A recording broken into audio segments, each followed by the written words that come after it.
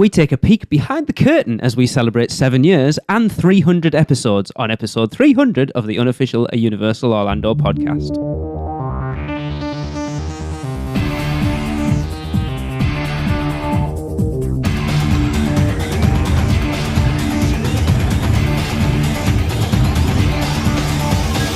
Hey everyone, welcome to this momentous occasion. Yes, this is episode 300. I am your host, Lee. I have been here for pretty much all of the episodes at this point. I think I've only missed one.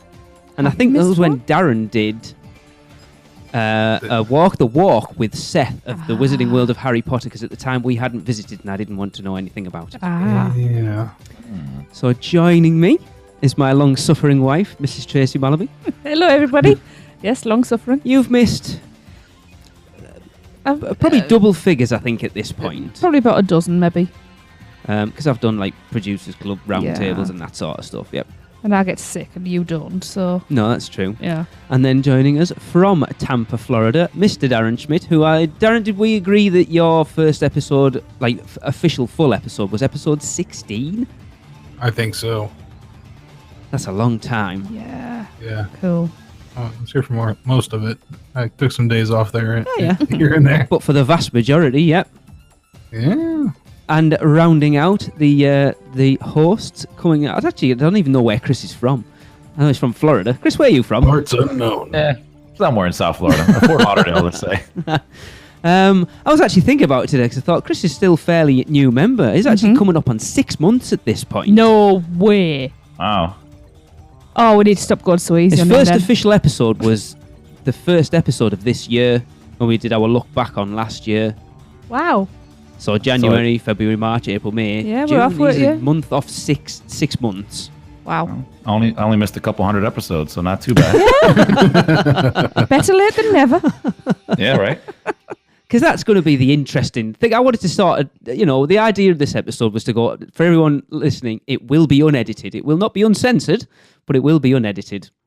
Because we thought we'd let you into all the crap that goes on behind the scenes. Now, anyone who has been listening for a long time will have potentially heard some bits and bobs when I've put clips in that should have, or I thought had been edited, but hadn't been edited, and then listening back to the show after it had gone out, and there's one where Tracy couldn't speak because her mouth was too dry, and there was quite a few swear words came out, and then she toddles over to the kitchen sink and gets a drink, and I was like, oh my God, she is going to go mental.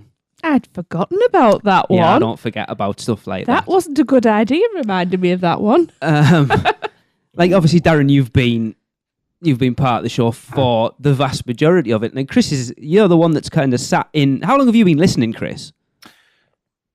I want to say 2 years now. Maybe. So you've sort of had time to get to know the show as a listener and then been thrust into the deep end as a host. Yes, absolutely. What has that transition been like for someone who's I'm assuming, never done a podcast before? No. It was interesting. I mean, going in there, being on one side of the speaker to the other where you're in front of the microphone was a completely different experience altogether. It was every week waiting to see what the podcast comes out with to coming in and actually, giving input on the podcast. So going, oh crap, now I'm still doing that. I mean, I have Darren, no idea. No, you know what? It was listening to people going, oh man, I would say this. And then you get on the podcast and you completely screw up the entire thing. Like, oh yeah, now I get it. Because Darren, that's why I don't listen. Because you're a self-confessed kind of shy person, Darren. How has it been for you? Interesting. Yeah, it's easy doing the podcast, like day to day, no problem. But it's the interviews. I think that's really what gets to me big time. Tell me about it. I think we can remember a couple that I was supposed to have the lead on that I had to throw the ball real quick on. Laura Wallace springs to mind. Yeah. It happens though. Sorry. It happens because for me, I forget that I'm actually interviewing, and I get so engrossed in the stories and listening that I forget that I'm supposed to be asking things and prompting them and guiding them along. And I'm just sat there going, wow, that's so cool. No, you're not, because I always sit there before every interview, and it doesn't matter who it is. And like, right, I'm going to throw up. Oh, it's ridiculous. And it then really because is. you guys are the sort of the quiet ones in the background, it's always been left to me to introduce. What it mean? What? Like when I'm ringing, because I'm the one that's making the calls.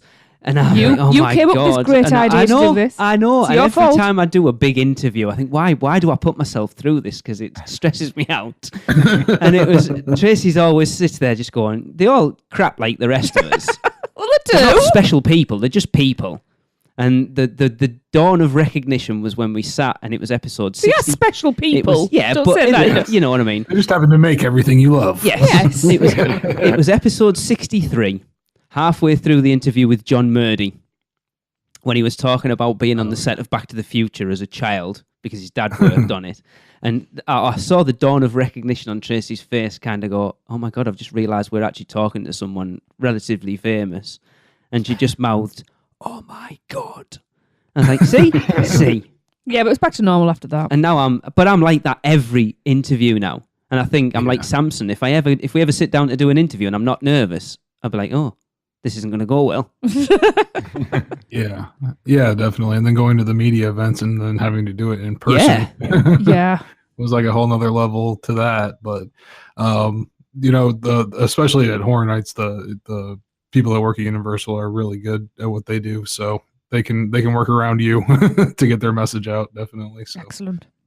you can thank Mike Aiello and everybody for still delivering good interviews in spite of me, I would say. Yeah, because that must be hard for them as well. Because like obviously we've sort of got ourselves in a position now where Universal are coming to us with interviews, like the last one with Blake Braswell, and they must have done those interviews God knows how many times. Mm-hmm. And it's like, how do you ask questions but not ask the same ones that every other media outlet's going to ask? Yep. Yeah. And it's tough, but they are like everyone we've interviewed so far has been so nice. Oh, they have. Yeah. Yeah. I haven't had a bad one yet, I wouldn't say. Chris, have you been on an interview yet? I did. I think we did one, right? Yeah. I'm trying to think now. Can't think what it was. It was for the port of entry, right? Oh, Adrian Gorton. Yes. Oh, yeah. yes. Yeah, he was. Yes. Yeah. He's nice. But wasn't taking any lead on that. I was just kind of in the back. Yeah. But no, I like to say most of them have been, and when you talk about your theme park rock stars, we've interviewed some of the biggest ones, like you say, Laura Wallace, Mike Aiello, John Murdy, and then the up and comings. Michael Roddy. Michael Roddy, Yeah. Charles Gray, people who are working in the parks now, they're the big ones because it's like we're doing this interview. PR are sat listening to us and like, oh my God, it's like as if I don't need any more pressure, as if I need any more pressure on me than that. But they're all so nice. And the PR team, and even I've forgotten his name, the recording guy. Bob. They'll have a few words as well, and they're all so lovely that it does make it a lot easier, especially as it's repeated over and over again, because then it's the familiarity. So it's not. I can't think of the words. It's it's not like you're fighting as much for it because you've already taken those steps with these people. Yeah. Do you know what I mean? Does that make sense? Yeah. I always feel guilty that when we do these PR ones, that you guys, it's always at a time when you guys aren't available. And I think that's what gives us a different edge, that it's mine and Tracy's dynamic, and it does make it slightly different. Yeah. It's good from time to time too. Mm-hmm. But yeah, 7 years and 300 episodes at this point. I'm going to throw it around the table a little bit. Darren, how has your life evolved in the last 7 years since doing this? And how, and then sort of like the parks. I don't want to get too much into detail of how and the parks have changed, because as I said before we started recording, we've got a question in a couple of weeks that's digging into that. But okay. How much has it affected you? Because you've been going to Universal since '93 anyway. Yeah, not much. I just, nothing much has happened. I just do the show every other Monday, and that's about it. No, I know. Let's see. Yeah, that's a wrap for 300. Thank you. Let's see. I went from falling up escalators. God, yeah. Yeah, that's what got me on the show to begin with, right? Pretty much. Went from that to meeting my girlfriend of now 4 years. Wow. Directly threw in because of the podcast, and it's pretty amazing. It's affected pretty much everything. Even when down to the little things, like even like picking where we were going to live. It's like, okay, is this place quiet enough? Like, yeah. On Mondays, is it? Can you hear it too much? For the most part, it's been okay. But yeah, I mean, like you actually do get to thinking about stuff like that when you've been doing it this long. So, Darren, I have to ask you, falling up escalators. What's that about? Well. My niece went running up the down escalator basically, and I went running up behind her just to make sure she didn't fall down, and then I fell down. And this was like at the very top of the parking garage, like the last escalator to the roof basically. So we just had to make a judgment call, and the judgment call was like just tie my leg up in a t-shirt and go to the hospital, because like going down to the security or medical was too far away basically. It was a spew. So, yeah. You sent us a spewing about it because they gave you another ticket, even though you couldn't go back. Yeah. Exactly. It wasn't their fault. Yeah. So I ended up getting 13 stitches in my knee, and it actually branded me with an E at the time because the way the teeth of the escalator hit me, actually left an E-shaped scar there. So it just let me know who did it for a long time afterwards. So sometimes I go to Universal and just stare at it. Just bring a flask with me and I just stare and I hobble off. But that's the story of the escalator incident. Yeah.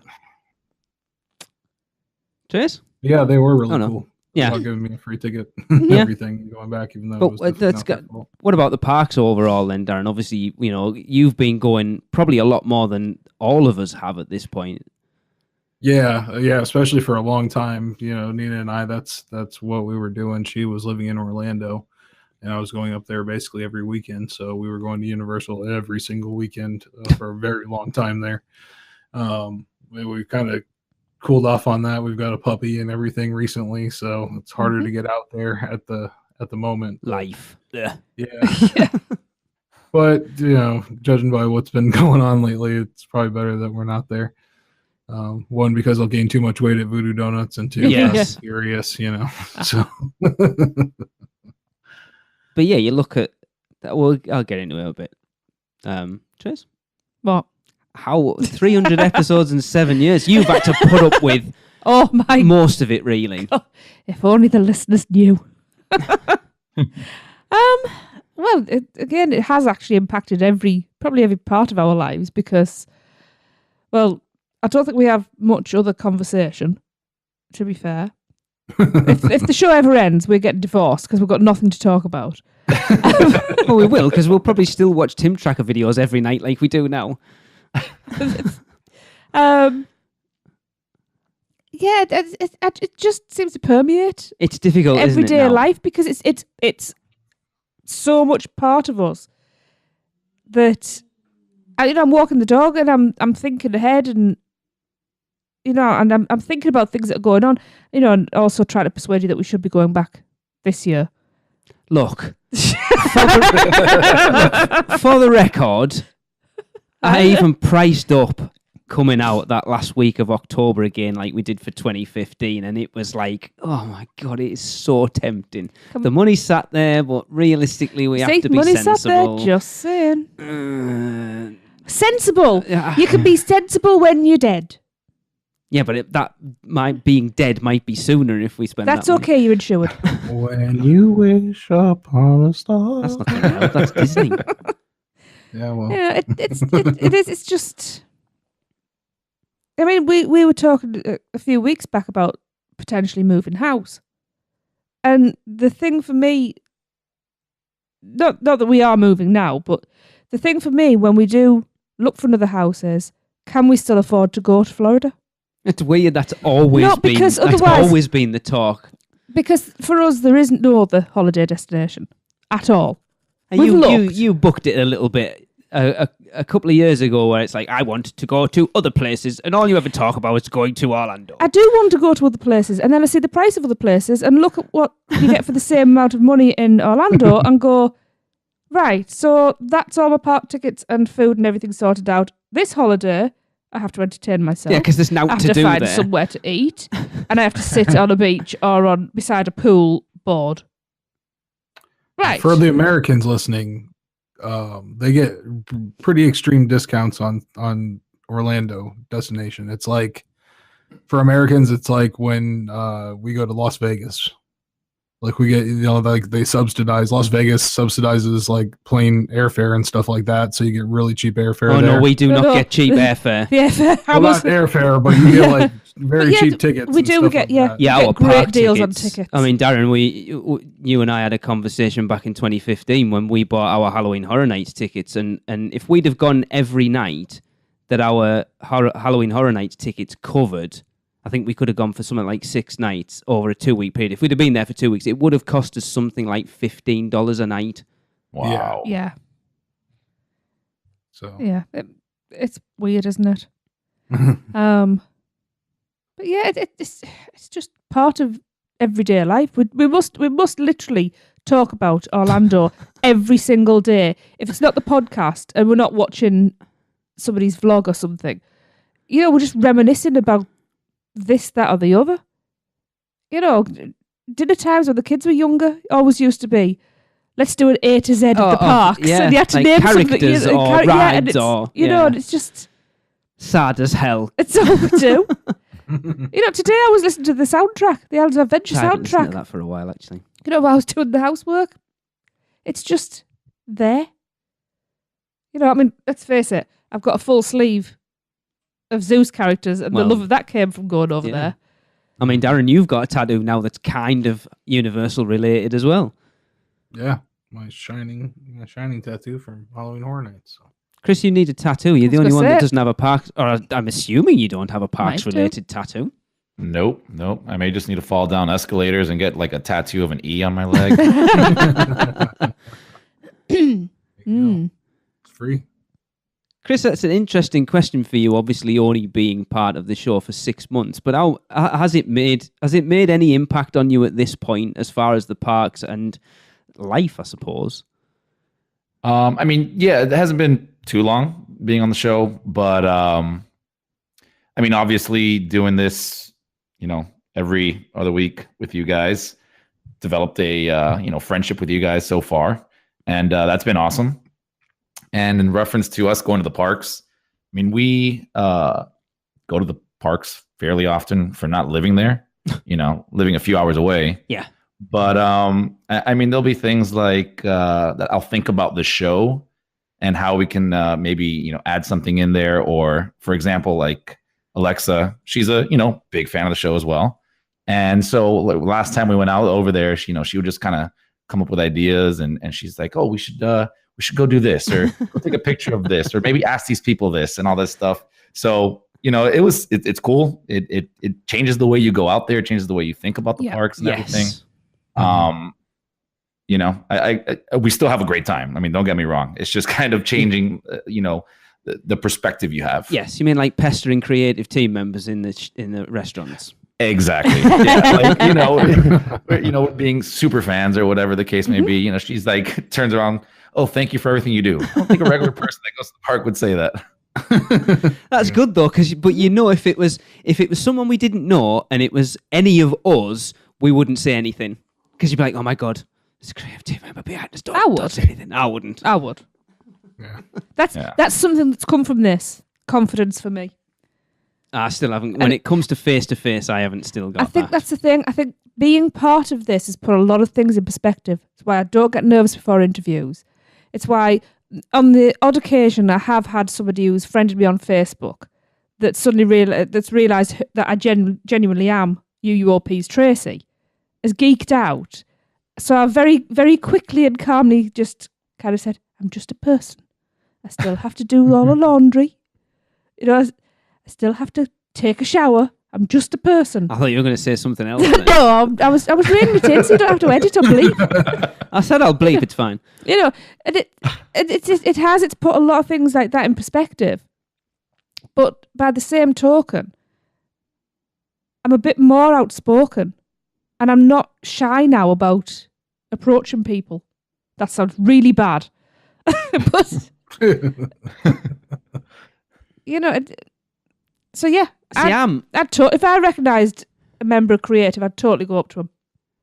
It's that weird thing, like everyone, when you do this, you've got to have a certain ego, because at the end of the day, you're talking into a microphone expecting people to listen to it. So there's got to be some sort of ego there to a certain extent. But I certainly haven't got it, because like when you talk to people, and Trish is always like, oh, did you mention the podcast? Like, oh, I was talking to someone that mentioned it, like Universal. It's like, do you listen to did you mention about the podcast? I'm like, no, I hate bringing it up. And the prime example of it was when we went for our RIP tour at Halloween Horror Nights, and we all went upstairs, and then Tyler came up about 5 minutes later, and we were like, oh, where's Lon? And he's like, oh, he's downstairs, he hasn't bought a ticket.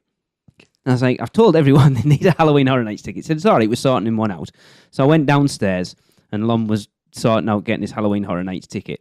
And he started telling the guys, there was 3 young lads behind the desk selling him his ticket. And he's like, oh, this is Lee. He hosts the Unofficial Universal Orlando Podcast. Come on, tell them about it. And I'm like, no, too shy. I don't want to talk about it. And he's like, oh, yes, and I'm like, oh, my God. And I just get so embarrassed. Why? You work hard I don't know. I have a whole spiel and it just comes out. If anybody shows the slightest interest, that's it.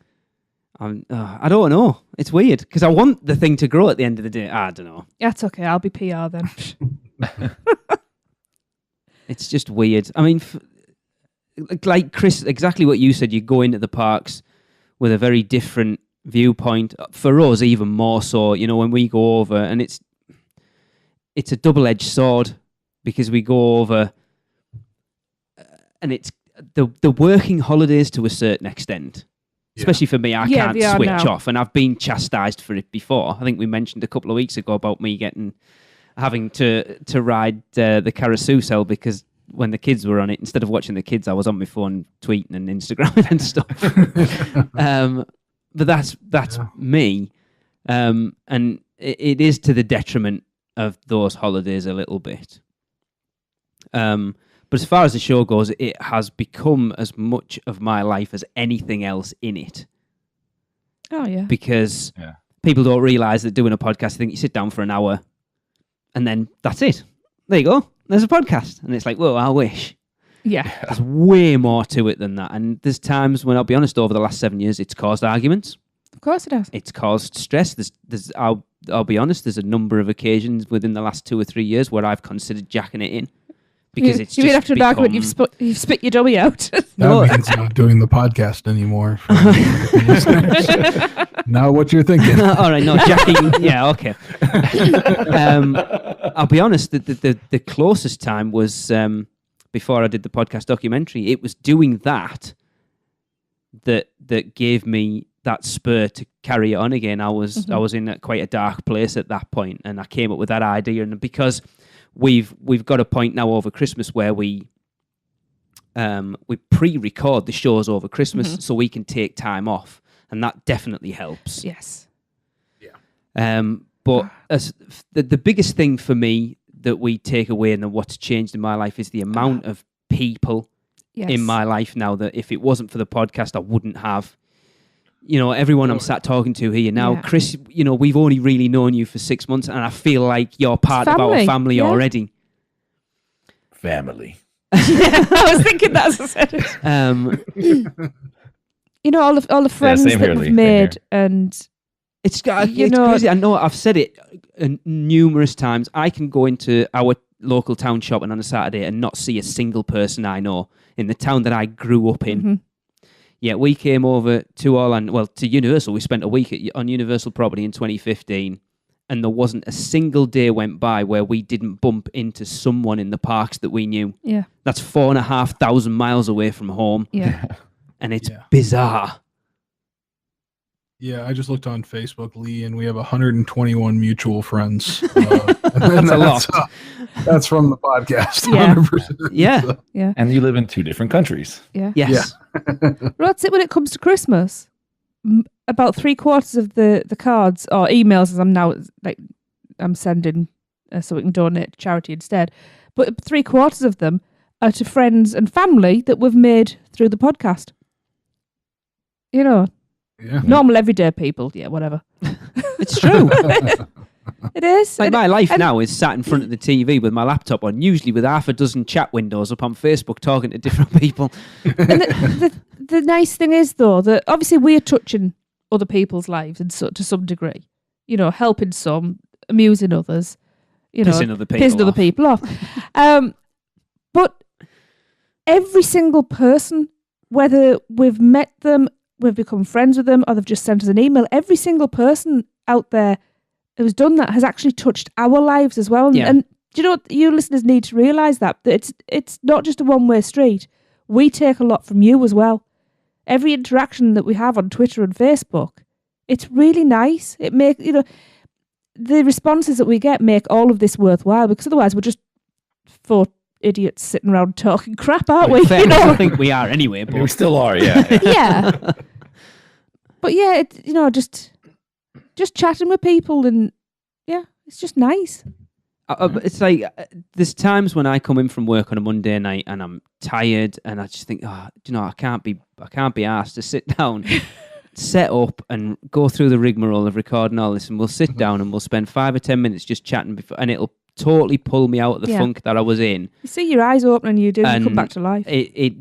It shows how much of a meaningful part of my life it is, that it will pull me out of those. Even when I'm not in the mood to do it, that within 10 minutes I'm like, yeah, I know why I do this now. Yeah. Absolutely. One of those 30-minute pre-show talks sometimes. Yes.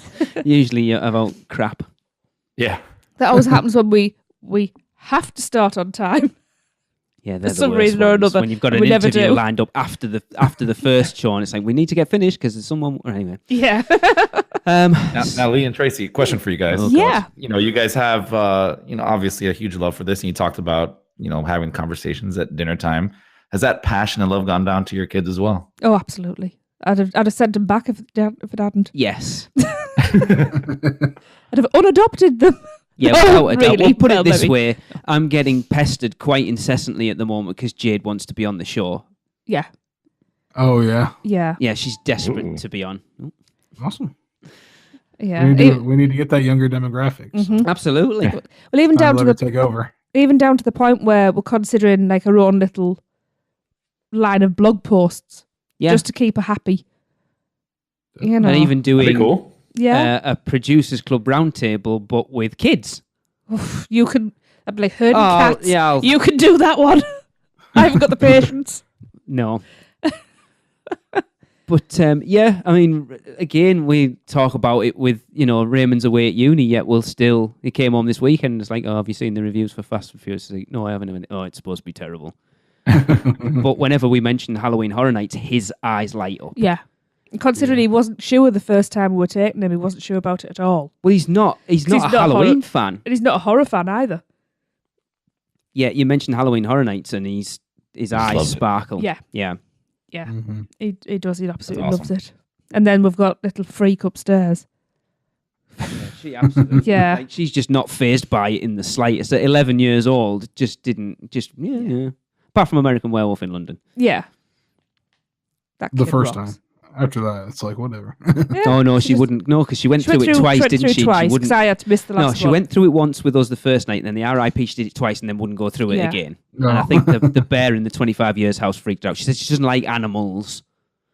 Oh. Like I Live in the don't wrong know. house then.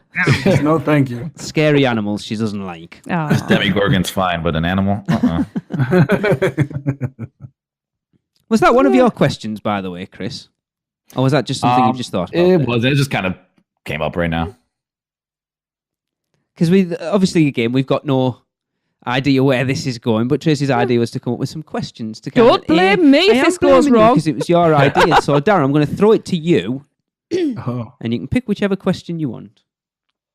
Oh. Whether it okay. be your parks-related question or your non-parks. Can I just say that I came up with this idea and I have struggled like hell to come up with ideas with questions. Me too, to the point where I didn't really come up with all the way. Sorry. Came up with some ideas. Oh, thanks for coming up with me first, Lee. Well, one thing I was going to ask was like which like this is my parks related question. It doesn't relate specifically to Universal either. It's all the parks. Like, is there an attraction to you guys that you like particularly geek out over and like have like a collection for? Or anything like that, because I do have one, so I'll talk about it after you guys. I think for us, it's probably the Tower of Terror, isn't it? Oh, I love the Tower of Terror. Yeah, because when like the first time we went over to Orlando, we rode that millions of times. I would have just run round and round and round and round, but Lee's tummy went. And we've got Lee's tummy. We've got one of the bath towels. Yeah, we've got a towel, got a door hanger. Yeah, and we toyed with the idea of buying the big toweling robes as well, didn't we? Yeah. Yeah, I love that ride. Pretty cool. That's always the ride to me. When I wasn't so much a Disney curmudgeon as I am now, which I'm working on. That was the ride to me that it was quintessential Disney. It shows you everything that they do perfectly. You know, from the theming of the attraction, from the minute you walk through those gates, it's stunning. Yeah. Yeah, like perfectly worn down. Yeah. Yeah. And then the ride itself is thrilling. Yeah. But not it's that thing where like you compare it like for like to Doctor Doom. It literally is what it is. It's ride Doctor Doom. It's a slingshot. It's a whatever they're called. It's not a drop tower because it shoots you up, but whatever they're called.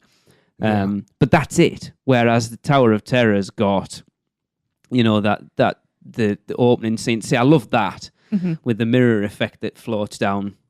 So you've got that little scene, and then the Fifth Dimension segment where you actually come out and move down the corridor, and then the little bits in it. It's not, for all it's a very simple attraction, just a basic drop tower. Oh, it's brilliant. It's everything else. Just elevate it above anything else of that type of ride for me. Mm-hmm. But the same ilk, there's also Haunted Mansion. Yeah. Yeah, again, I adore that as well. To the point where if we ever have a small downstairs bathroom, that's the theme. Yeah. Because I think that a little loo decorated like that would be amazing. Funny, isn't it? How we've gone to Disney attractions. Well, I'm trying to keep out of Universal because that's what we talk all the time. Yeah, if I had to pick one, I was going to go with Haunted Mansion, or if we're not picking Universal, it would be like Haunted Mansion or Pirates of the Caribbean. I was going to say, and I love Pirates. That's just such a fun ride, and it's one of those things I love, nostalgic things and rides, and that one's been there forever. Mm-hmm. And it's a cool experience. You can still ride it today and have the same feeling you do when you're on Haunted Mansion. Yep. How do you feel about the changes then, Chris? Which changes? The recent ones? Yeah, the redhead one's probably the most recent one, isn't it? Honestly, I think it's dumb, right? Mm-hmm. You know, I get why they're doing it. I don't think that... I didn't know if there was any like outcry against it, or if they're proactively like changing things because of the sentiment of things today. I didn't see it personally as a big deal. Mm-hmm. I've been with plenty of people. I've never heard anyone ever say like, "Hey, they should change that." You know, so like I said, I think it may be something that Disney was trying to proactively, go against just in case something changes in the near future.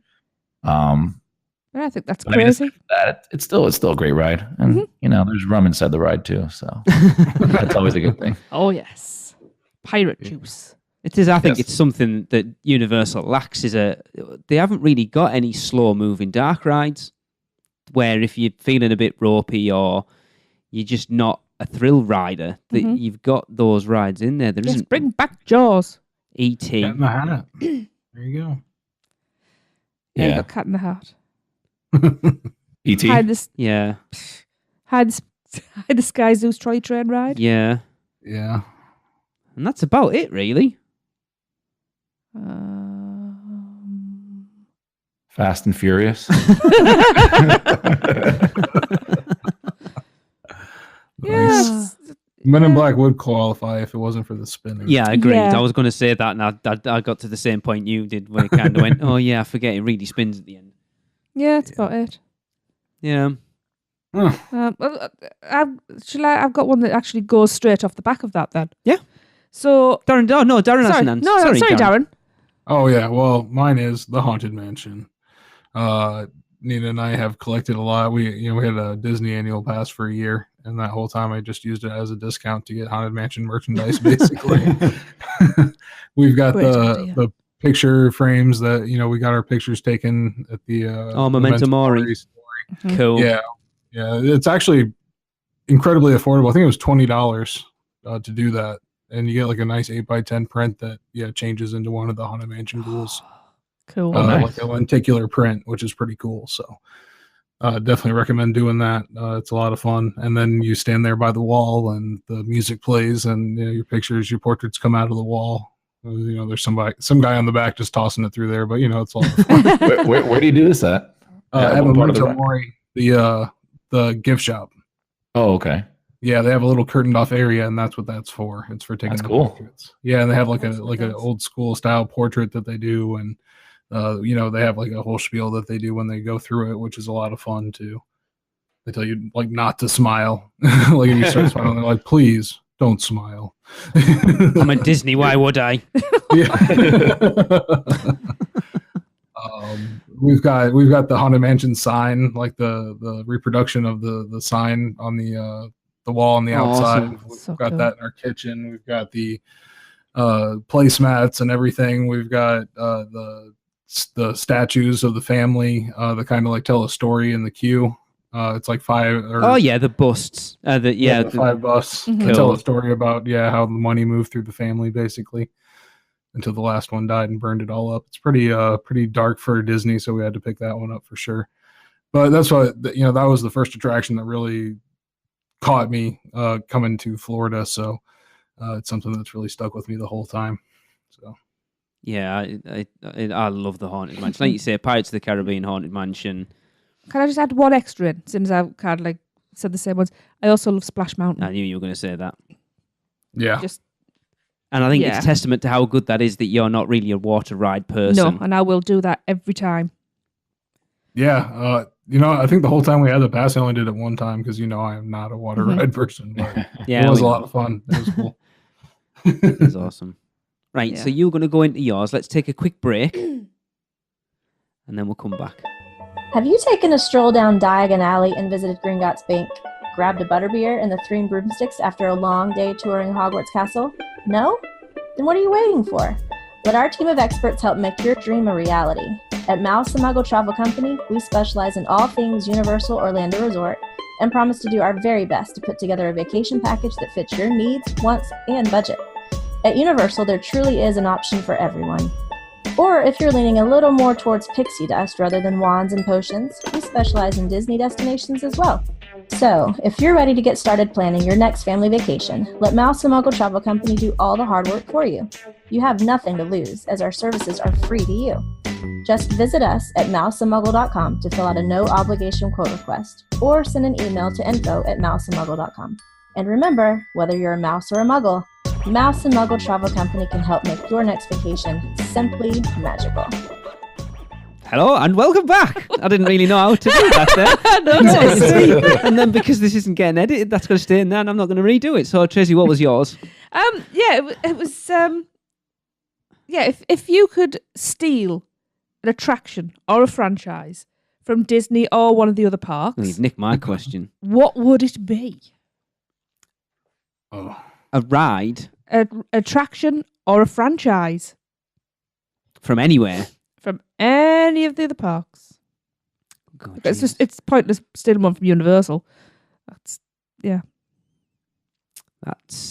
tough because that opens the floor to a lot. I'm just I'm like openly trying to give people time to think. I'll just leave it. When you've got one, just come in. Obviously, I've got one, but I'll wait until the end. Well, I'll go with the Haunted Mansion again on that one for sure. And I'll go with the Haunted Mansion franchise, which includes like Phantom Manor and everything else too. Yeah, because that's awesome so much different from the Haunted Mansion. So much different.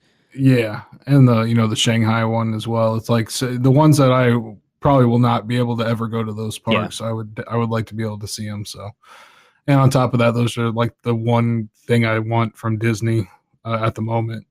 All the other attractions I'm kind of cool with for a while. So, but if I could get I always say if I could get a Haunted Mansion pass for Disney, just pay like $5 a month and like only ride the Haunted Mansion, I would buy that for sure. So that would be a really cool thing to pull over, I think, is just like all the different Haunted Mansion rides. Mm-hmm. I mean, for me, it's a franchise that hasn't been built out yet, but Star Wars. Okay. That's the money right there. That's for sure. Yeah. Just because that's my thing, and I'd rather have Universal have it. Yeah. I don't want to see porgs being sold at every corner. No, I agree. That's going to happen. Yep. See, for me, as far as rides and franchise, it's already there.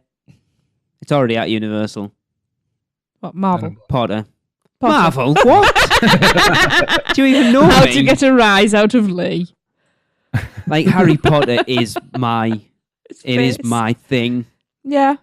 And Forbidden Journeys, everything I would want from a Harry but Potter that aside, ride. I know. Attraction It's or difficult franchise. because I immediately went, and it's something that potentially they could do because they own the rights to it. I'd love to see that How to Train Your Dragon All right. thing Yeah, but that's from not in Dubai. Well, it's in Dubai, but And it looks amazing. And considering that's what we'd originally heard was the ride system for the coaster that's replacing Dragon Challenge, which I was actually listening to Coaster Radio today, and apparently it's going to be a Hagrid coaster where you will ride on. I'm going to have to hopefully not Hagrid. give build. Alicia a nudge and see if she's heard anything about this, but apparently it'll be a motorbike and sidecar. Ooh. Interesting. Which would lend credence to something she told me will be in there. Interesting. So that could be interesting. But yeah, that How to Train Your Dragon ride at Motion Gate in Dubai looks amazing. Okay. Because it's a Forbidden Journey level type attraction that it's got screens in there, but only when they couldn't do what they needed to do with physical effects. And then there's still actual, like a toothless animatronic and what's he called? The young lad. I haven't seen them for so long. I know his real name is. What's he called? John Boy. That's the Waltons. His real name's Jay Baruchel or whatever how you pronounce it, isn't it? John Boy, exactly. JB. Can't remember. Anyway, it looks stunning. Yeah, I'm going to be thinking about that all the time now. If it was a And everybody's Disney, screaming it at you. if it was a Disney attraction, I'd go with something like Expedition Everest, actually. Cool. Okay. So I have to complain there's no slow and steady rides. Yeah, but you can go to Disney for them. That doesn't make sense, does it, at all? But anyway. Yeah, heard it here first, Universal. folks. Tough. You want some slow rides? Go to Disney. Like You think Mystic Universal Manor. could figure out the Yeti? Yeah. Like Darren mentioned, Mystic Manor out in...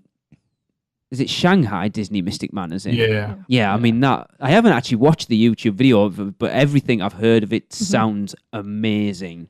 It is. That one looks is really really cool. cool. The trackless system and everything, and that one is really, really neat. The effects are like ones that I haven't even seen since then. I was really hoping some of the newer attractions coming over here would use them, but Yeah. that one was really, really cool. And then also at Disneyland Paris, Phantom Manor over there too is pretty crazy. Yeah.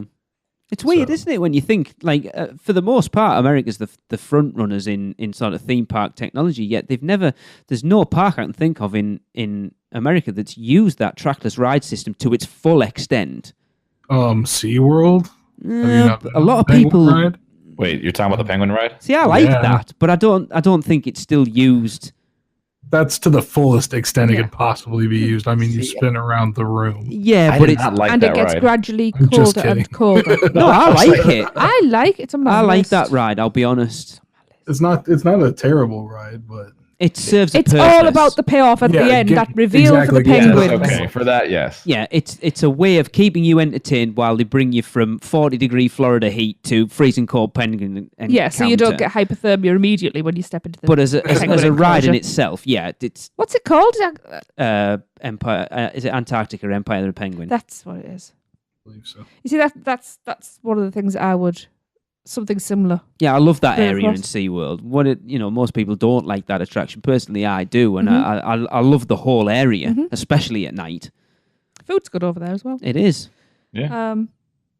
Now you see, I've not gone that sort of in depth, even though that's my question. And that's not really a surprise. Well, no, it's not, because sometimes keeping it simple is how you should go. We need something like the Liberty Square Riverboat. Well, I have said that before, that there's not a lot of just daft transport in the parks. There's plenty of waterway there to do a good lap. And it's a way of people chilling out. Getting to see the lands just from, Well, we know it was there. The Skipper Island. Yeah. But they I just bring don't back a understand bigger why one, they won't do it. So they did something like that. Or the TTM. TTM. What's a TTM? That's because I've looked down. TTA. The Tomorrowland Transit Mover. I've got TTA and PM. That's why. See, I 'Cause love it's people that. moving. Yeah, and it's another way of chilling out. But what I like about the TTA is how you have slow bits and fast bits and light because bits of and dark bits and. But that's effectively what the High in the Sky Zeus Trolley train ride is kind of. It's more, Kind of. The Zeus ride is higher octane, shall we say, because you're getting told a story. There's lots to see. It's very colourful. It's constantly stimulating you. You can see how crappy the top of all those buildings are with all the rainwater on it. And the sneetches look like they need a bath. Yeah. How do you know I that think they're not naturally dirty? Yeah, I think at Islands of Adventure they could do that with like one of the that boat ride that goes along like the outer ring of the lake there. Just incorporate some like caves and stuff like that as you go through some of the more uninteresting areas. I think that would be pretty cool. Absolutely. I mean, we've already done the Liberty Square Riverboat once, haven't we? Yeah. The kids have never been on. Oops. Yeah, 2005, I think it was. We did it. No, I think it was the four? first time we went. But I really enjoyed it. And I think this is the thing, though, especially us Brits, we come across, we're there for 1, 2 or 3 weeks, and it is usually just go, go, go all the time. Mm-hmm. So to have that 30 minutes or so where you can't go anywhere, you've got to sit down. Well, it's like the one for me is the Magic Kingdom Railroad. Love that. We usually start with a lap, don't Yeah, I we, love that. Get our bearings. And Universal need something like that. And I know they're trying to position themselves that they're not a Disney park, but I just think people need that break, especially for how screen heavy the park is now. I've said before, when we came over in 2015 and spent the entire week on property, when you're going from one screen to the next one. I was burned out by the end of it. It does grate on you Get rather screen quickly. burn. Ha ha. I haven't got my thing attached. Sorry. Did Chris answer? Was Chris answered? I can't remember what he said. Chris, did you answer? We've been talking about this one so long, did I? Yes. I can't even remember. I think it was Star the Wars. first- Oh, yes, he did, yes. Star Wars, yes, that's right. Okay. Somebody was listening. So, Chris, Thank do you you. want to throw a question out? Because we're not going to get to all of these now. So it's entirely up to you, whichever one you pick.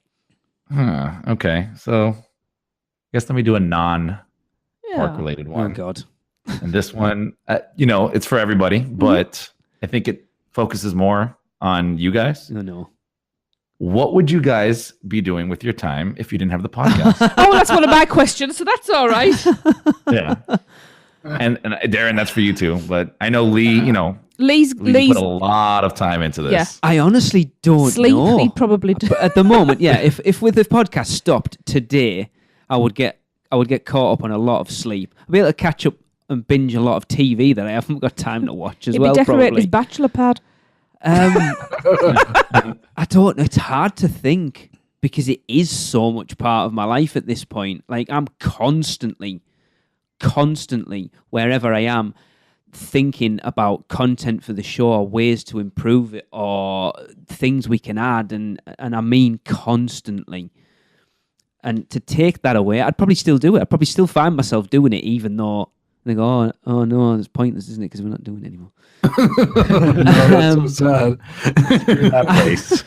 Leah's like in a corner in a dark room, just like talking to myself. I'd probably still just sit down. Info. Yeah, sit in the bathroom every Monday night and just talk to myself for 2 hours. You can sit next to me and just talk to yourself. Yeah, it's got a little effigy of Hunter there on the desk. Yeah. I honestly don't know. I honestly don't know. Read more. You'd You'd have time to read more. I would probably the stuff that I don't find that I have time for, like now, like you say, reading, like playing on my PlayStation, probably a lot more. I don't get a lot of time for that between work and doing this. I'd probably know what was going on with most of the TV shows we are actually watching rather than watching it over the top of a laptop screen. Or from behind closed eyes. Yeah, there's a lot of that. I don't know. You notice how he didn't say spend more time with his family? Well, I would, obviously. Oh no, you're going to be reading and playing your PlayStation. Writing letters to the Darlington football team. Yeah. That's okay. I'll just be ignoring you as well because I'll just be doing more crafting. I honestly, more reading. It's such a weird... Traveling more, going to Universal. I mean, it's a totally pertinent question, but I honestly don't know. I can't imagine not having it. I know. Yeah. Yeah, especially for you guys, because I mean, I just started at the beginning of the year, but you know, you guys been at it for 6 years. 7. 7. Mm-hmm. Yeah. Yeah, it's hard to remember my life without doing this now. No, it's weird. So about you, Darren? Oh. Probably playing a lot of video games. I don't know. It's like the only thing that's like ever like an issue for me is it's like kind of cuts the Monday right down the middle. Yeah. Because it's like, you know, you're behind the curtain, right? So we record at like 3:00 Eastern time. So, you know, that's like right in the middle of the day there. So you kind of got to get your stuff done in the morning or, you know, save it for afterwards, hopefully, if you can get anything done. Because like you said, we'll talk for half an hour, 45 minutes beforehand and then record, you know, a show every week, right? Yeah. Everyone knows at this point we do two every 2 weeks, I think. Yeah. So, you know, on those weeks, you know, Monday is pretty much, you know, try to get what you can do on the outside edges of that. But, Yeah. so, you know, so if I didn't have the show to do, then I would probably do more things, you know, like getting out there with my camera and doing more photography and stuff like that. Yeah. But I'd rather be podcasting, to be honest. But I've just realised that what I'd probably be doing is I'd be at night school because it seems to be every course that I see that I go, oh, I'd like to do that. Damn it, it's a Monday night. Every single one's a Monday night.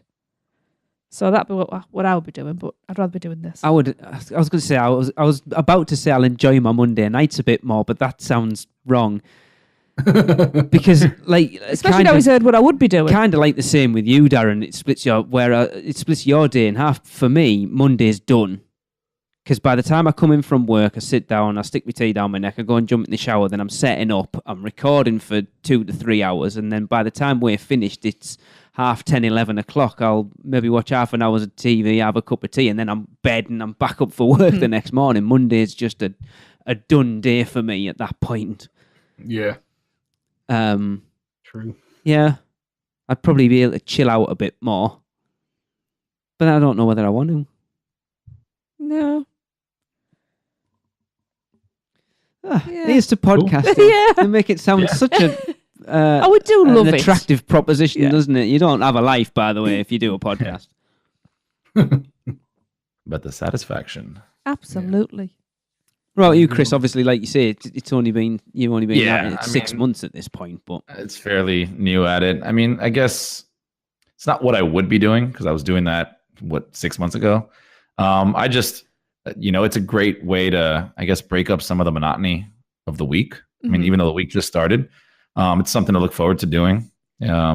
While it is, especially for you guys, Lee as well, you know, coming up with stuff, I like to try to think as well, and it gives you more, I guess, more tasks to do in your own mind if you do that to yourself, which I do sometimes.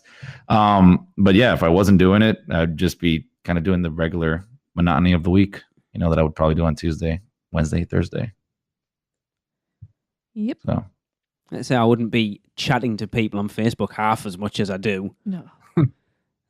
Which is so that's where it is a good thing. That's people say the internet it can be a dark place, and I think when it comes to something like this, you realise what a good thing the internet is, because without it, we wouldn't be doing this. No. We wouldn't have the friends that we have, because you wouldn't, like, especially for us, only getting over every sort of 3 or 4 years at this point. Mm-hmm.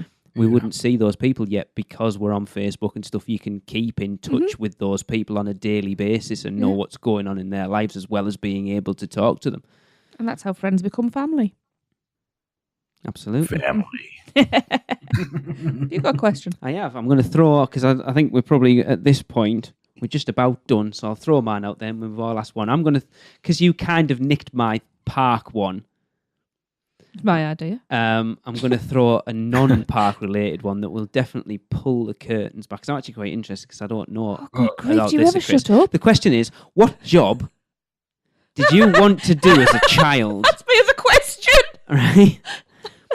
And what jobs have you done up to now? And I'm going to throw that one to Darren first off. So, what did I want to do when I was a kid? I wanted to be an astronaut. Really? That was like the first one. Yeah.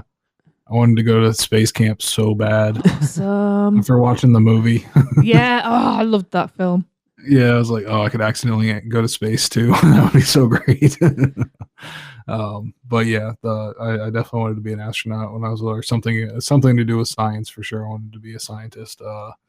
That did not happen as of yet. Don't really think I would go that route anymore anyway. Tesla. Yeah, I was just going to say. Yeah, if I work for SpaceX, Tesla, yeah.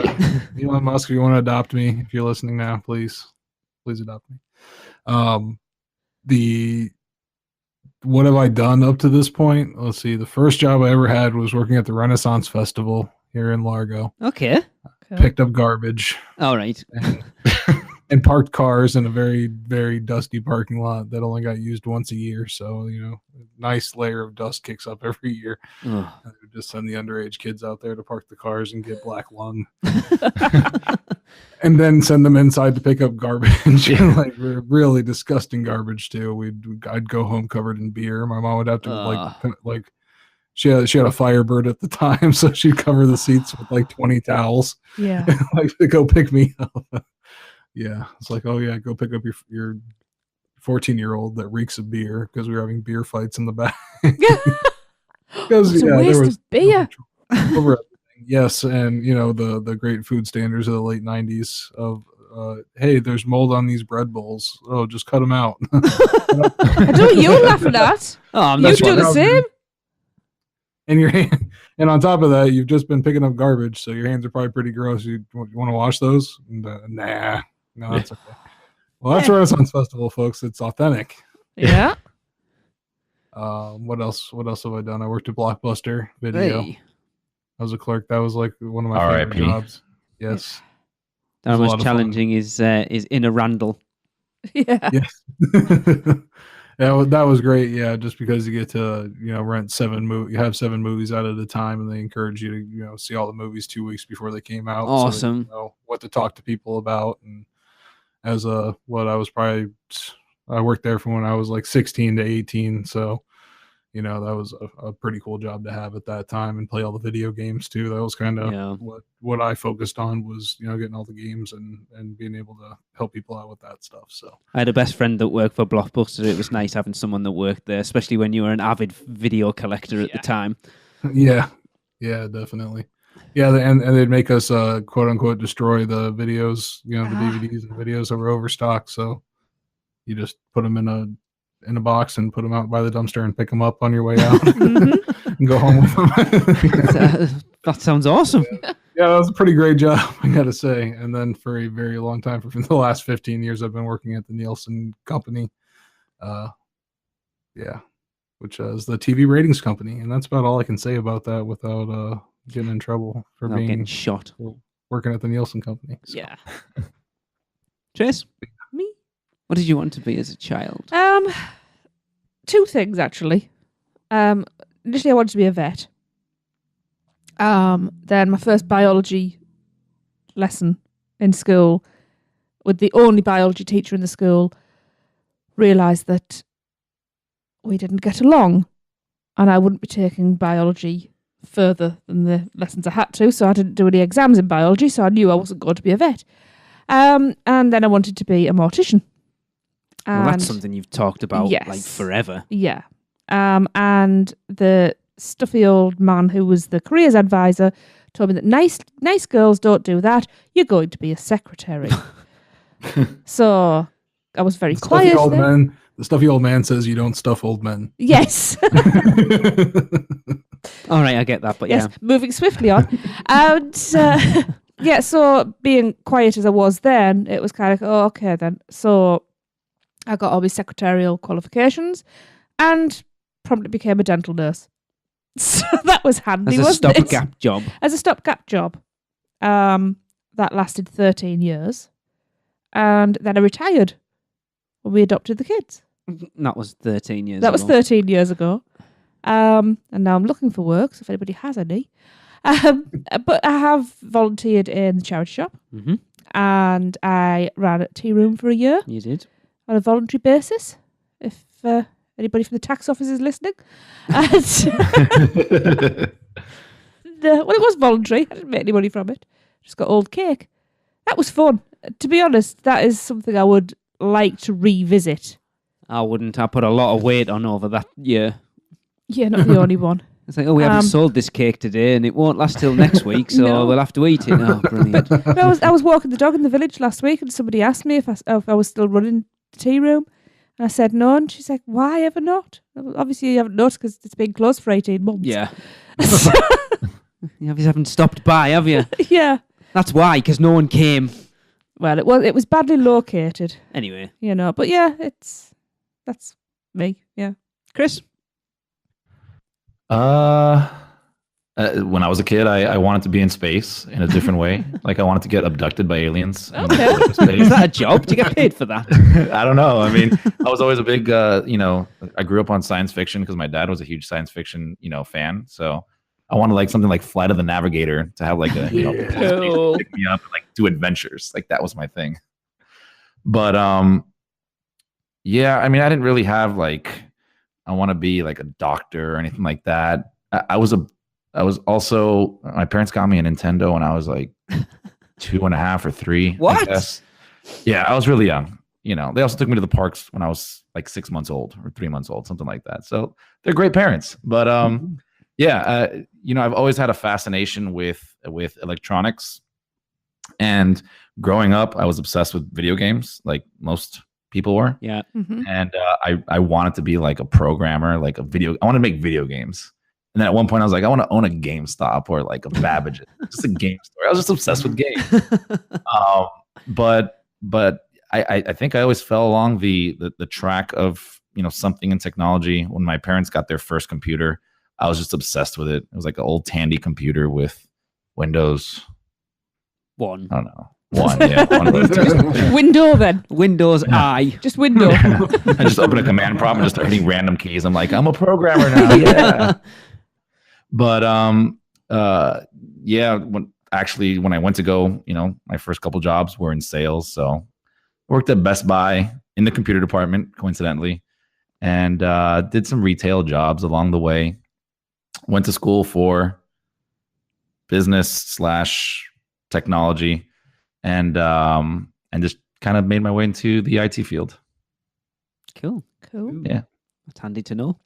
I'm not programming video games, but You do realise that the Dave School on the property of Universal Studios Florida, you can do a games programming course. Now, weirdly, talking about computer programming, going back, I'm going way back. When desktops were only really becoming a thing.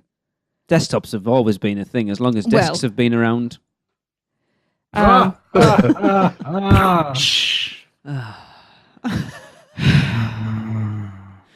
Thanks, Darren. Come on, woman, get on with it. Are you done? Yeah. I was part of a team. Oh, yeah. Very small group of us, and for some reason I was really good at programming computers to play music. I really don't know where I picked that knack up from. I could do it, and I could program in BASIC as well, which is weird. Awesome. And we are still, this company, well, it's not, the company's defunct now, but this company is still the only one that ever successfully transferred arcade Pac-Man to, what will it have been? A ROM? ZX81. No, it was, I think it was what, Atari? What the hell's that? It's like an accordion. It's just friggin' accordion. That's the motion you're doing, an accordion. No, I'm not. I'm kind of holding the console in my hand. What, the one with the dialy knobs on it? No, it was not that. It was way. I think it was the last. I didn't even know there was one before that. No, after. Oh, I don't know. Anyway. Yeah, It's irrelevant. Yeah, so we're still the only company that did it. Pac-Man. We were on floppy disk Oh, God. at the time. Oh, yeah. So, but yeah, excuse me, arcade Pac-Man. It's just Pac-Man. Still Pac-Man. Have you done anything like that, mate? No, shut up. How the hell do you know? I I'm know still part of the company, the only company that managed to transfer. I don't know. I can't even think of anything. Yeah, I know everything about you. Shut up. Transfer one set of teeth to another. No. Yeah, I can do that quite comfortably. With no evidence. I can transfer his teeth Um, quickly. Well, from being about 8 years old, it's sad. It's sad. It really is. I wanted to be a dentist. I don't know why. I was obsessed with it. You're a sadist. Because you saw Little Shop of Horrors and you're like, yeah. Maybe. Actually, I hadn't seen Little Shop of Horrors. I think the first time I saw that was when I was about 20. I was quite late to it. Oh, I love that. I always remember at school doing one of those like writing projects, you just have to write stuff, and it's like, write down what you want to do when you grow up. And I wrote down, it's funny how these things stick in your head, I want to be either a dentist or a professional darts player. Now, to clarify that, I grew up in a house where my dad played a lot of darts, and we watched like darts in the 80s in Britain. It was huge, and we watched it in on the the Northeast, TV it's still huge. all the time. I want to clarify this. This is darts like throwing it at a dartboard, right? Yes. Yeah, like an American Werewolf in London. You made me miss. I've never missed that board before. Yeah. Yeah. So I went to school, got my GCSE results, and went, maybe not.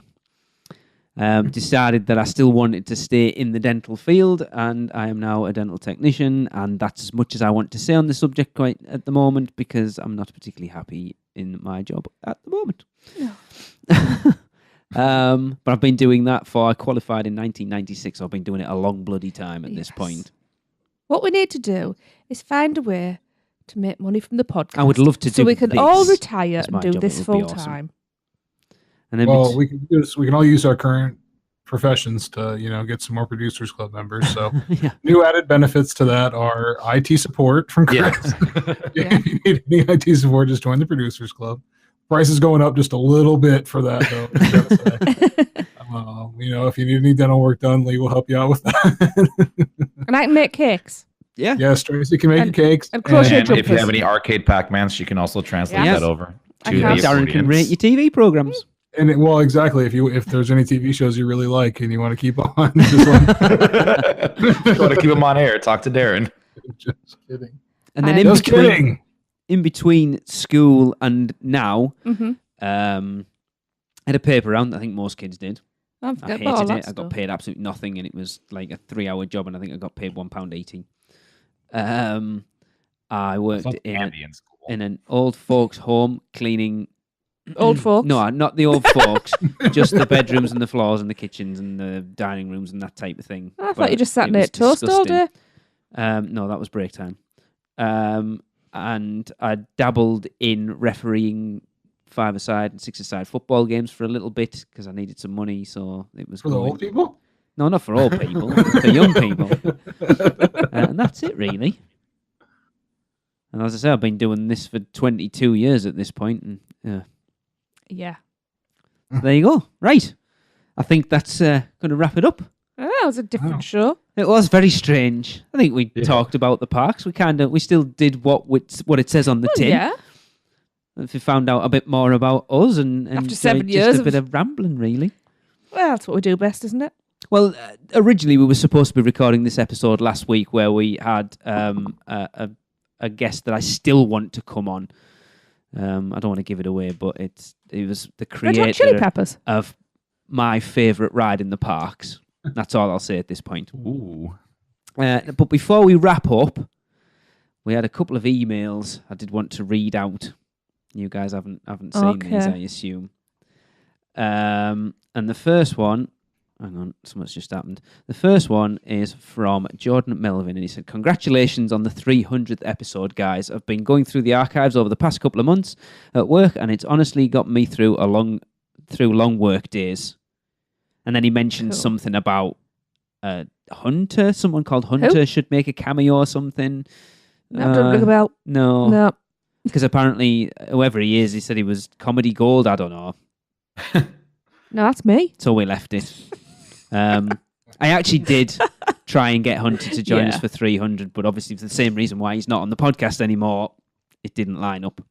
Yeah. And then Shana Roberts sent us a message. She said, "Hi guys. I just wanted to say congratulations on reaching 300 episodes. It's a huge achievement, especially for two theme park fans from Darlington who started with a simple passion for all things Universal and a Guitar Hero mic. I hate change. I was very anxious about Hunter leaving, and although he will be dearly missed, I can say that I think Chris is an awesome addition, and his level of banter and the bizarre is consistent with your own. Loving the recent episodes. Loving the recent episodes, and especially loved getting nostalgic about rides that are sadly no more. I would have to agree that Jaws would top off my list too, and I have great memories of riding the boat at Halloween Horror Nights, complete with red lights. I am, however, upset that no one mentioned Twister. Thank you for 300 episodes of laughter, inspiration, and information. For those of us who can't get to the parks often, by virtue of geography, we find joy in a stolen hour each week, reminiscing about humid days spent in a bubble of imagination and childish joy. Can't wait for the next 300, Shana." Aww. That's so nice. Thank you. Yeah.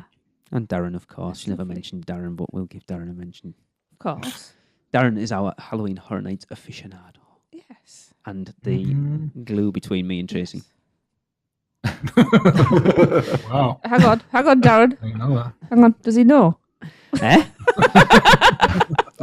Nina, if you're listening, I don't know what's going on right now, by the way. Well, you just said there was something between us and it was Darren.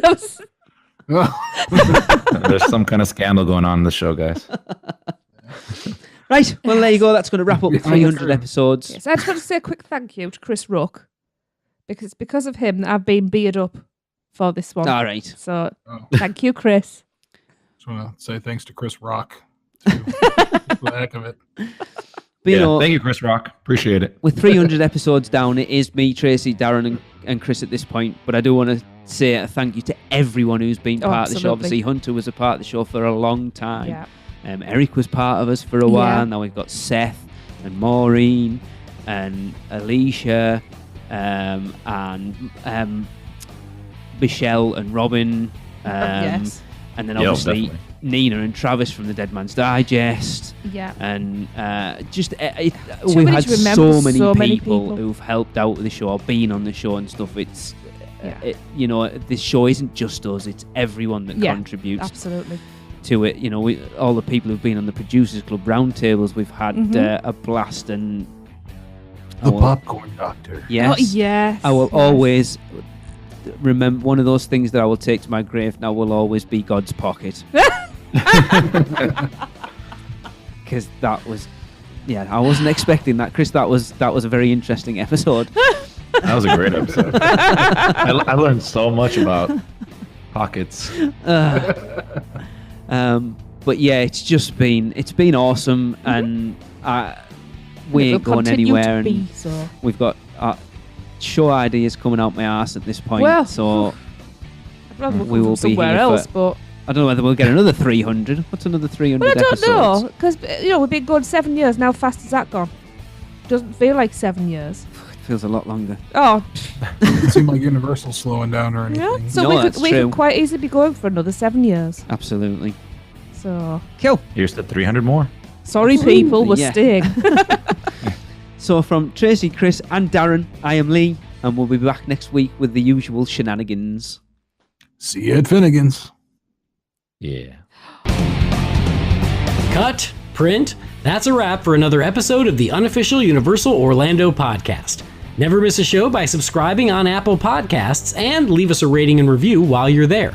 Not an Apple user? You can listen on Stitcher, Spotify, YouTube, iHeartRadio, or your podcatcher of choice. Email us any questions or comments to podcast@uuopodcast.com. Follow us on Facebook, Twitter, Google+, YouTube, Instagram, and Pinterest. Just search UUO Podcast. Keep up with the latest news, rumors, and updates on our blog at uuopodcast.com. Thanks for listening. See you next week.